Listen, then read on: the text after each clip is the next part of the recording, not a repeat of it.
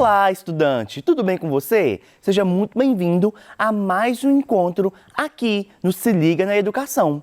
Eu sou o professor Magno Andrade, professor de língua portuguesa, e hoje vou falar com você, aluno e aluna que está se preparando para o Exame Nacional do Ensino Médio.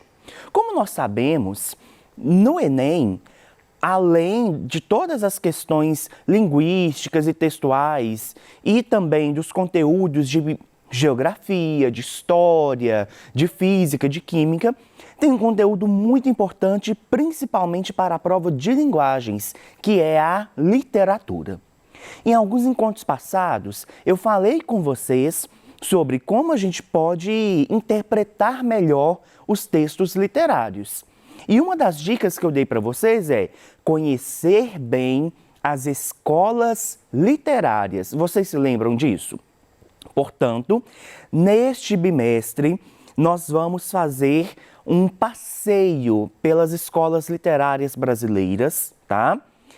Já começamos com o Barroco, já vimos então o quinhentismo com o terceiro ano do ensino médio. Se você não assistiu, procure as aulas do terceiro ano do segundo bimestre, que você vai ver que eu falei um tanto sobre o quinhentismo. Tivemos uma aula passada aqui no Enem, falando sobre o Barroco.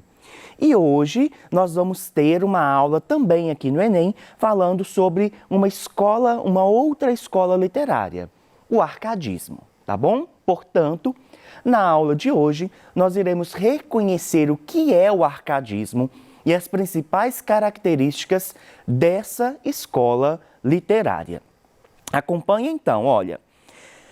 Já falamos do quinhentismo, falamos do Barroco e hoje estamos falando do arcadismo. Portanto, com a aula de hoje, nós fechamos as 3 escolas literárias que pertencem à era colonial do Brasil.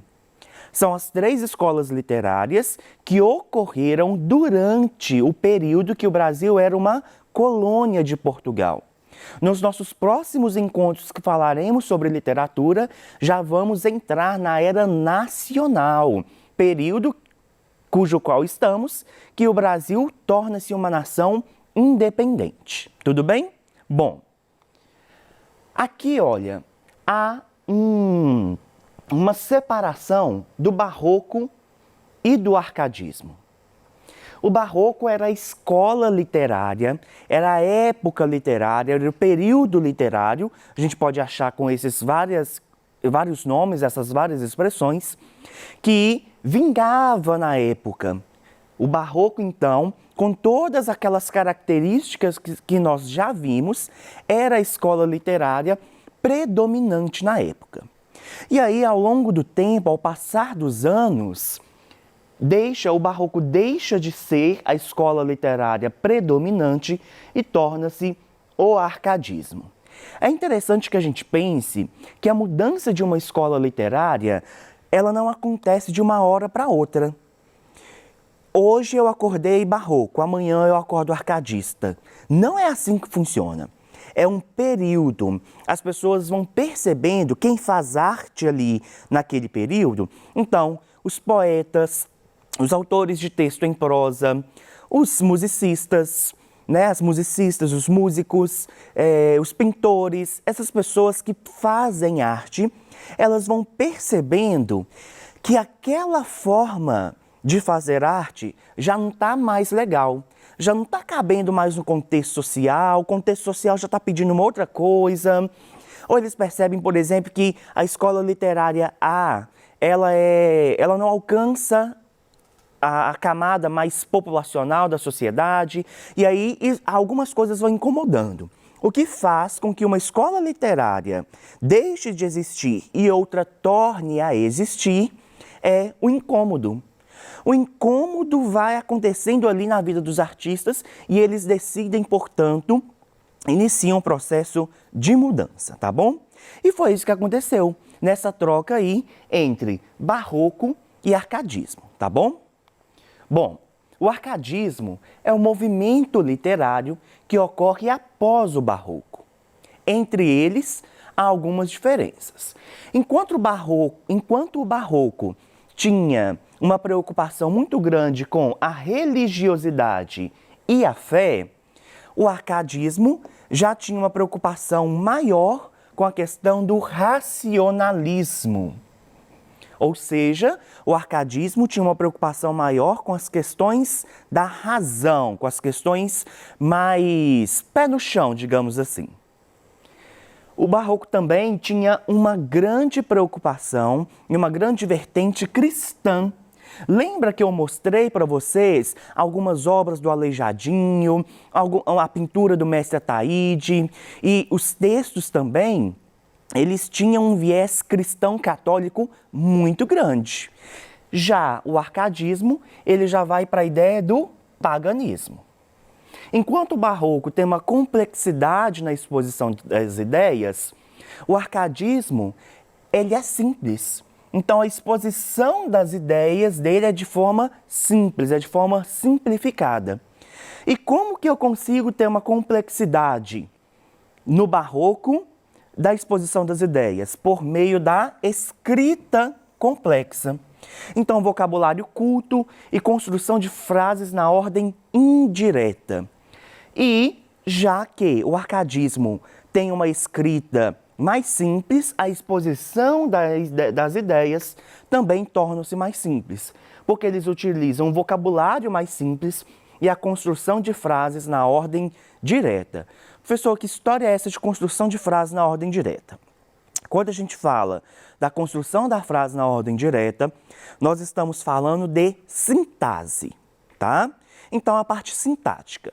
A oração ela é organizada normalmente em língua portuguesa em sujeito, verbo, objeto e, quando necessário, um adjunto. Então, é Maria foi à padaria ontem.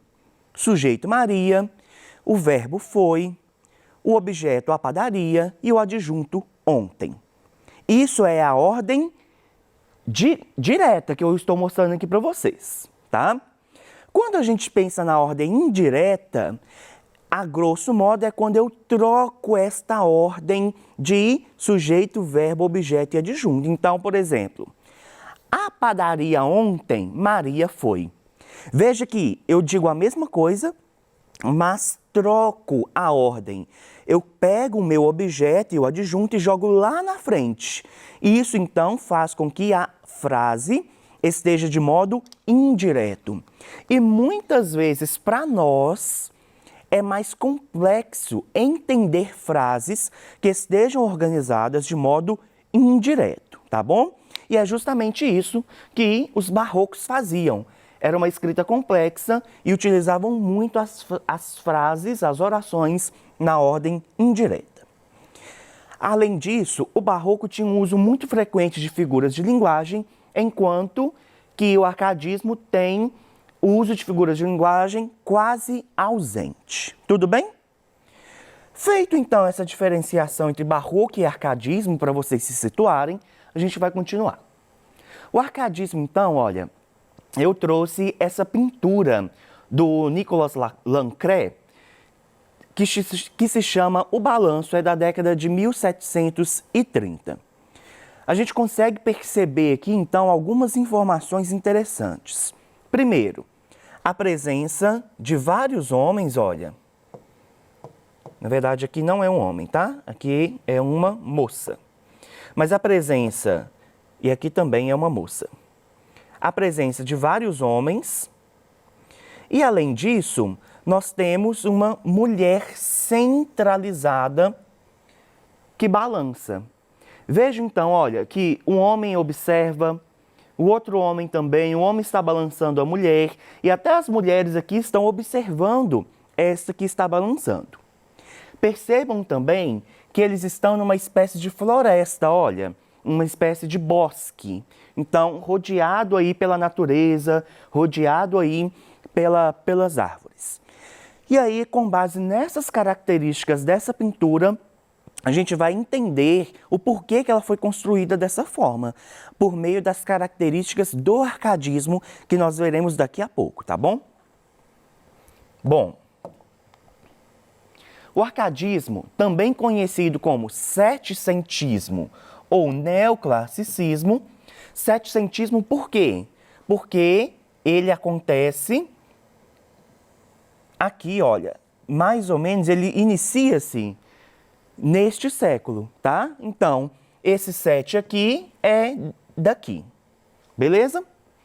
Ou neoclassicismo, ou seja, o novo clássico, tá? É um movimento que compreende a produção literária brasileira na segunda metade do século XVIII. No Brasil, o arcadismo compreende o período entre 1768 e 1808. E aqui eu trouxe mais uma imagem para vocês, Ninfa Adormecida, guardada por um pastor de Angélica Kaufmann. E olha só que interessante, nós temos alguns itens também nessa pintura que retomam, que dizem respeito às características do arcadismo. A gente tem a imagem do pastor, tá? Do pastor de ovelhas, e nós temos aqui a imagem também de um anjinho e de uma mulher sendo o centro das atenções também, tá? Guardem essas características das pinturas, porque você vai entender o porquê que essas pinturas são construídas dessa forma. Vamos lá. O arcadismo, o nome faz referência à Arcádia, região do sul da Grécia, que por sua vez foi nomeada em referência ao semideus Arcas, filho de Zeus e Calisto. Então olha aqui, olha. O arcadismo vem dessa região aqui, tá? Por isso que ela tem esse nome, por causa da região, e essa região foi batizada dessa forma em homenagem ao semideus Arcas, tá? O contexto histórico do arcadismo. Então a gente tem algumas questões interessantes aqui referente ao contexto histórico, tá? Primeiro, o iluminismo. O iluminismo, então, gente, é um período da nossa história importantíssimo, porque nele ocorreu um desenvolvimento filosófico, um desenvolvimento das ideias e um desenvolvimento tecnológico também científico. Portanto, o iluminismo é de suma importância e ele abalou as estruturas de todo o mundo, porque ele trouxe mudanças significativas para a humanidade, tá? Além disso, nós temos o avanço técnico e tecnológico, trazido principalmente pelo iluminismo, tá? O êxodo rural, o que é o êxodo rural? É quando nós temos uma grande mudança das pessoas que moram nas áreas rurais e que mudam para as áreas urbanas, tá? Isso é o que a gente chama de êxodo rural. Além disso, nós temos a Inconfidência Mineira. A Inconfidência Mineira foi um movimento importantíssimo para a sociedade, principalmente a sociedade mineira, porque foi o momento em que os mineiros, principalmente ali a burguesia, as pessoas que tinham mais poder, queriam tornar-se uma nação independente. Elas queriam se tornar independente do Brasil e de Portugal, principalmente. E aí começa uma movimentação para que houvesse essa independência. Claro, deu errado e nos tornamos ainda, né, uma parte desse país e até aquele momento continuamos sendo colônia de Portugal, tá? Tem um personagem muito interessante na Inconfidência Mineira, que é o Joaquim José da Silva Xavier, conhecido como Tiradentes. E já já a gente vai ver um pouquinho mais dele, tá? E outro contexto importante para o arcadismo é a independência do Brasil, tá bom? Vamos continuar então. A Arcádia Ultramarina. Trata-se de uma sociedade literária fundada na cidade de Vila Rica, Minas Gerais. Professor, que cidade é essa de Vila Rica? Que eu nunca ouvi falar. Vila Rica, gente, é a atual Ouro Preto. Nessa época ela ainda se chamava Vila Rica, tá bom? Dois dos seus principais autores, Cláudio Manuel da Costa e Tomás Antônio Gonzaga, estavam entre os líderes da Inconfidência Mineira, que pretendia tornar Minas Gerais independente de Portugal. E aqui eu trouxe uma imagem para que vocês possam ver, que é o martírio de Tiradentes, esse que eu acabei de falar, né? Tiradentes, então, ele foi, se eu não me engano, enforcado lá na cidade de Vila Rica, atual Ouro Preto. De tanto que a principal praça de Ouro Preto é a Praça Tiradentes, tá bom? As principais características, então, do arcadismo. Inspiração nos modelos clássicos grego-latinos e renascentistas. Lembra que eu falei que o arcadismo vem da região da Arcádia e que a Arcádia é uma região lá da Grécia? Então, olha só que interessante, nós temos uma grande preocupação aqui com a questão grega, tá? Influência da filosofia francesa, mitologia pagã como elemento estético, o bom selvagem, a pureza dos nativos da terra, fazem menção à natureza e à busca pela vida simples, bucólica e pastoril, que a gente vai ver essas definições agora. Então, pastoralismo, que é o quê? O poeta simples e humilde.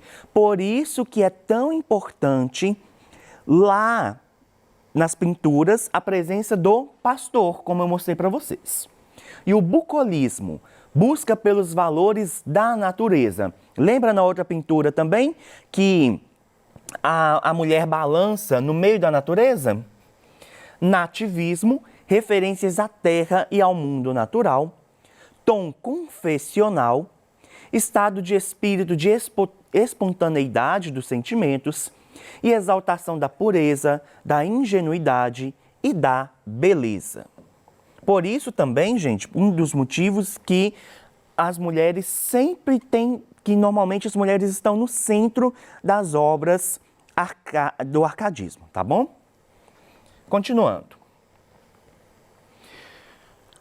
Tem uma questão também interessante do arcadismo, que é o uso de expressões em latim, porque era muito comum.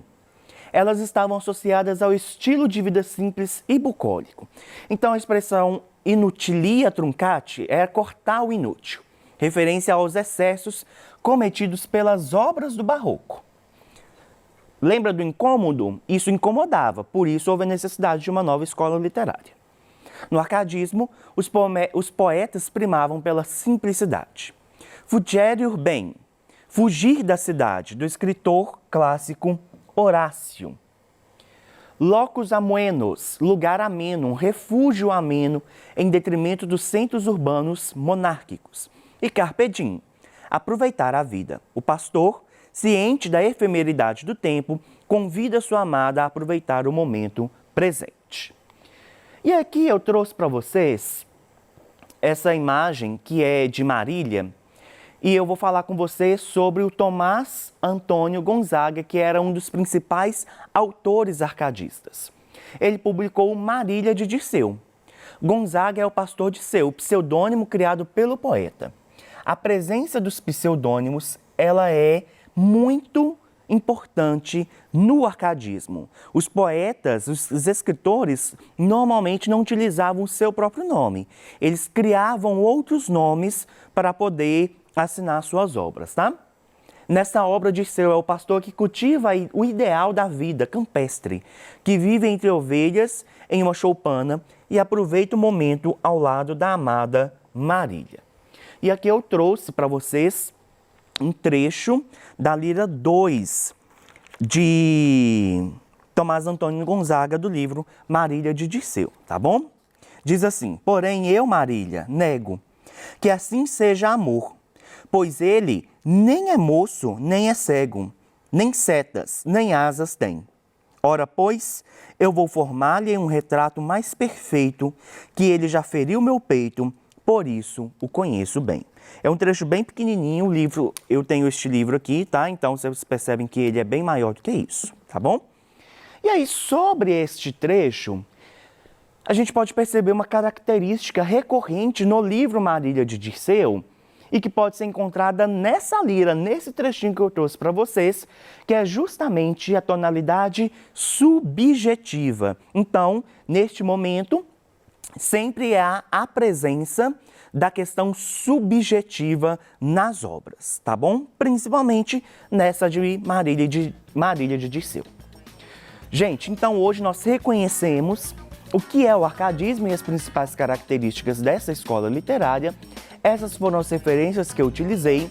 Muito obrigado pela sua presença e participação e nos encontramos no nosso próximo encontro. Até lá!